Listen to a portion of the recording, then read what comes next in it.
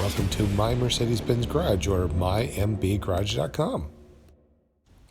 I have a 2006 Mercedes-Benz e350. It needs a ball joint if I want to drive for Uber, so today we're going to replace the ball joint.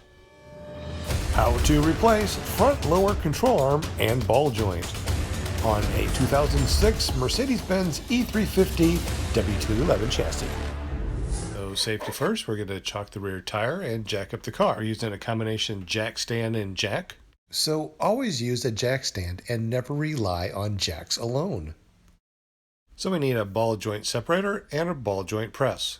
And I have an electric impact gun, but that's strictly to take the tires off. Okay, so this is our culprit right here. We've got a broken boot. Okay, so I took the cover off. Now I have more access down here. We're going to disconnect the cables here. One of them is for the speed sensor. We got to take off this before we take off the speed sensor. But before we do that, we're going to take off the nut on the lower ball joint. This is also the control arm, also called a thrust arm. Okay, with the T50, we're going to take off the screw that holds in the speed sensor. Now we're going to take off the speed sensor cover. It comes off quite easily. And now we're going to take off the speed sensor. Now we're going to take off the nut at the top of the ball joint. Unfortunately, they differ depending on if they are Mercedes-Benz or aftermarket. Alright, so both the nuts are off the ball joints. Alright, now we're going to loosen up the bolts. The one on the left is a Torx screw, and the other one is a regular bolt. Now we're going to use the ball joint separator to separate the ball joint from the knuckle. And when this thing's separated, it sounds like a frickin' shotgun, so make sure you use hearing protection. Alright, so at this point it should be very easy to take out the bolt from the left-hand side and just lift it up and take it out. I mean, it's really that easy. And now the ball joint that we want to replace, the one with the boot all destroyed.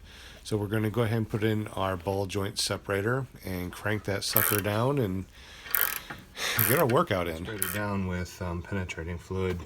And so as you can see, the ball joint is completely destroyed. You can move it all around and you can even spin it. That's not how it's supposed to work. Alright, so I pressed that one out. It took some time, but it came out, no problem. So this is the new one that we're going to be putting in. So the ball joint has some teeth. So we're just going to slide this in like this. It's not going to fit in all the way, but it's going to be fit snug. So I will be doing another video showing you exactly how to press out and press in a ball joint. So in this setup, I'm going to be pressing in the ball joint. We're going to be putting this on top so the threads don't get bent. We don't want to put any pressure on the threads. And then underneath, we're going to be doing the same thing, but we're going to have it where it's just up against the knuckle, because that's where the pressure is going to be. Alright, this is the setup, and this is how we're going to press in the ball joint. Like I said, I'll do another video showing you exactly how to work it. Okay, I decided to replace the control arm. It easily just came out, bolt there, bolt there, bolt there. So this is the old one. This is original Mercedes part.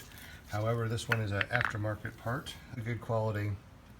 And the reason why I'm changing this is because it looks like the bushings are going bad.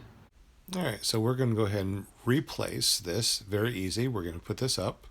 We're going to put the bolts through. And of course, use Loctite.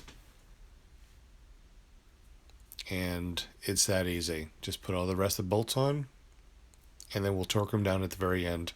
And this ball joint had a new nut, so I put that on at the top. Okay, and here's the picture of the control arm. As you can see, this is the main control arm. Now we're going to be putting on the front control arm, which is also the thrust control arm. The bushing's a little bit bad, so the new one actually seemed to be very good quality. Alright, with the suspensions compressed, we're going to tighten the thrust control arm to 80 Newton meters, then turn 120 degrees. Now we're going to clip this right here. This is the very top of the wheel speed sensor bracket. And using Loctite, we're going to tighten the bolt back down, and this gets torqued down to 25 Newton meters.